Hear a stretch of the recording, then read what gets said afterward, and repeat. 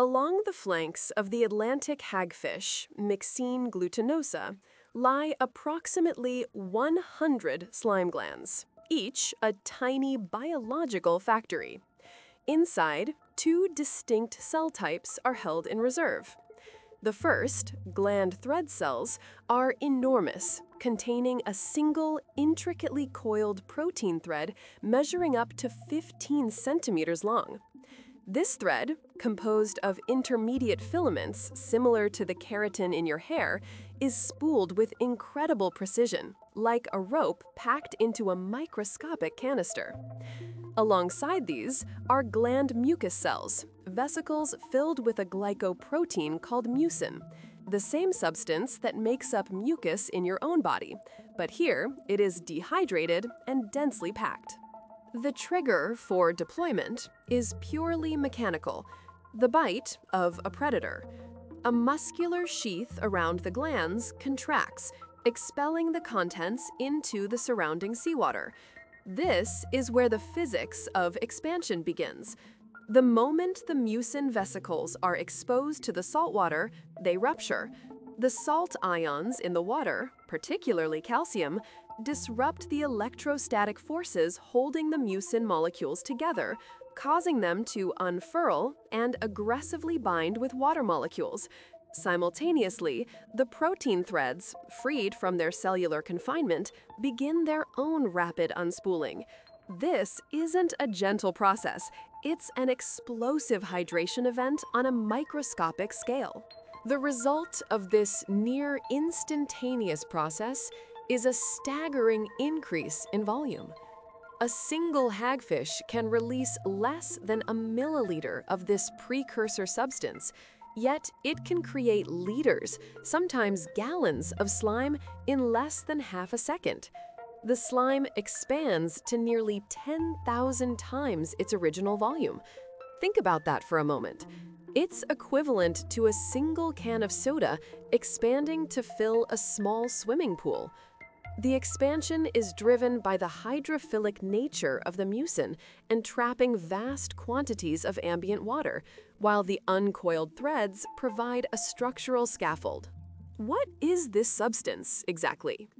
It isn't just sticky goo, it's a fiber-reinforced hydrogel. The protein threads act like rebar in concrete, providing immense tensile strength and structure to the otherwise weak mucus gel.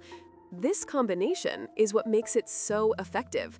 The mucus is excellent at trapping water and clogging fine spaces, but it's the threads that prevent it from being easily washed away or broken apart by the predator's thrashing. The resulting matrix is uniquely low density, mostly composed of the surrounding seawater, making it incredibly efficient to produce. The defense mechanism isn't poisoning or even adhesion. It is suffocation by fluid dynamics. When a gilled predator like a shark tries to bite a hagfish, the slime is ingested and immediately comes into contact with its gills. The fine, feather-like structures of the gills, called lamellae, are designed for maximum surface area to extract oxygen from water. The slime structure is perfectly suited to clog these delicate structures, preventing water from flowing over them.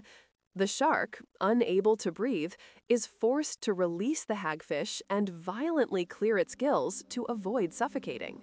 But what about the hagfish itself? It too can become entangled in its own defensive cloud. To escape, it performs a remarkable feat of biomechanics.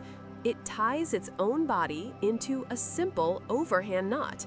Starting from its tail, it slips the knot forward along its body. This isn't just a random contortion, it's a controlled, repeatable maneuver. As the knot travels up its body, it acts like a squeegee, scraping the slime off its skin until it slips free from its head, clean and unharmed. This action serves a dual purpose: escape and self-cleaning. This incredible natural system has, unsurprisingly, captured the attention of material scientists. The protein threads are particularly interesting. When stretched and dried, They become silky fibers with properties that rival synthetic materials. They are thinner than a human hair, yet pound for pound, possess a strength comparable to some types of steel and an elasticity greater than nylon. Researchers envision a future where these proteins, or synthetic versions of them, could be used to create everything from bullet-stopping fabrics to sustainable textiles. The challenge is not just synthesizing the proteins, but replicating the entire system: the coiling, the packaging, and the explosive release mechanism. Researchers have successfully produced synthetic hagfish proteins using genetically engineered microbes. They found that by controlling the pH and salt concentration of the solution, they can coax these synthetic proteins to self-assemble into threads. The goal is to create a slime-on-demand system, a stable liquid that can be instantly transformed into a resilient hydrogel, mimicking the hagfish's own glands for applications in firefighting, wound care, or even pollution control. Monotony has grown fast. Nearly 2,700 people have watched in the last few weeks, yet less than 0.03% are subscribed. It would mean a lot if you joined by hitting subscribe. And again, thanks for watching.